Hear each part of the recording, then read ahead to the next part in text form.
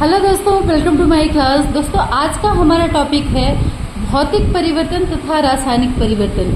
हम केमिस्ट्री बिल्कुल बेसिक तरीके से सीखेंगे, बिल्कुल बेसिक से सीखेंगे।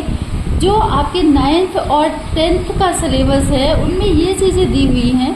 केमिस्ट्री के बेसिक में क्या है, जैसे परमाणु हो गया, अणु हो गया, तत्व यौगिक हो गया और भौतिक और रासायनिक परिवर्तन।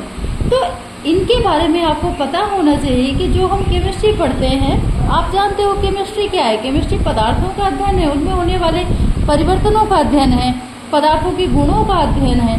तो अगर इसमें परिवर्तन हो रहा है, वो भी भौतिक या रासायनिक परिवर्तन हो रहा है, तो हमें इन शब्दों के बारे में पता होना चाहिए कि भौतिक परिवर्तन क्या होता है और रासायनिक परिवर्तन हम किसे कहते हैं। ठीक है, तो आइए हम देखते हैं भौतिक परिवर्तन के बारे में। सबसे पहले तो देखो, भौतिक परिवर्तन वह परिवर्तन जिसमें पदार्थ की रासायनिक संरचना नहीं बदलती, अर्थात पदार्थ अपने मूल रूप में वापस आ जाता है। अगर एक बार पदार्थ का रूप परिवर्तित हो जाए तो वो अपने मूल रूप में दोबारा से वापस आ जाएगा।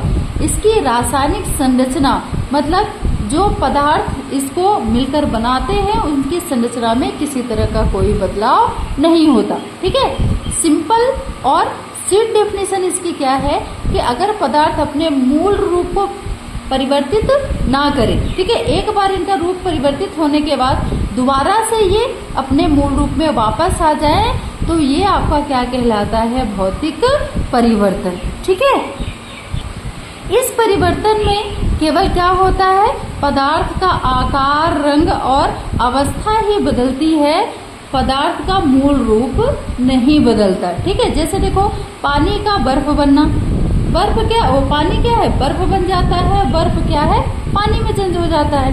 इसी तरह मोमबत्ती का पिघलना, ठीक है, तो मोमबत्ती जब पिघलती है, इसका जो लिक्विड नीचे गिरता है उससे दोबारा से मोम प्राप्त हो जाती है। ठीक है, तो ये सभी देखो, पानी का बर्फ बनना, बर्फ को पानी में बदल देंगे और पानी को बर्फ में, तो इसका जो मूल रूप है वो वापस आ जाता है। ऐसा नहीं कि एक बार परिवर्तित होने के बाद दोबारा हम उसको उसके मूल रूप में वापस नहीं ले आ सकते।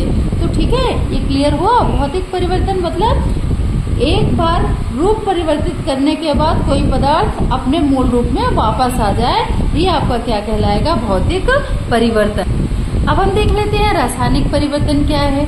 ठीक है, तो रासायनिक परिवर्तन की सिंपल सा डेफिनेशन आप कैसे बोलोगे कि अगर कोई पदार्थ अपना मूल रूप परिवर्तित करने के बाद अपने मूल रूप में वापस ना आ पाए, वो आपका क्या कहलाता है दोस्तों, रासायनिक परिवर्तन। ठीक है, मतलब अपने आप को परिवर्तित करने के बाद दोबारा से अपने मूल रूप में वापस ना आ पाए। ठीक है, जब कोई पदार्थ अपने मूल रूप को परिवर्तित कर देने के बाद दोबारा अपने मूल रूप में किसी भी प्रकार वापस ना आ सके तो इस परिवर्तन को क्या बोलते हैं, रासायनिक परिवर्तन। जैसे जंग लगना, विभिन्न प्रकार के जो लोहे की वस्तुएं होती हैं उसमें जंग लग जाता है, तो जंग के पहले वाली हम कोई भी वस्तु प्राप्त नहीं कर सकते। जंग लग जाता है तो वहां से वो चीजें खराब होना शुरू हो जाती हैं। इसी तरह से दूध से दही, मतलब दूध से दही हम बनाते हैं तो ऐसा तो नहीं है ना कि दही से फिर दूध हम बना दें, ऐसा तो नहीं होता। मतलब एक ही बार ये परिवर्तन होता है, दोबारा से अपने मूल रूप में वापस नहीं आएगा। इसके बाद कागज का जलना। अब देखो दोस्तों, अगर एक बार कागज जल गया, उसकी राख बन गई, तो क्या हम राख से दोबारा कागज बना सकते हैं? नहीं। तो मतलब एक बार ही अपना रूप परिवर्तित करने लेने के बाद अपने मूल रूप में वापस नहीं आता। तो ये सब आपके किस में आते हैं, रासायनिक परिवर्तन में।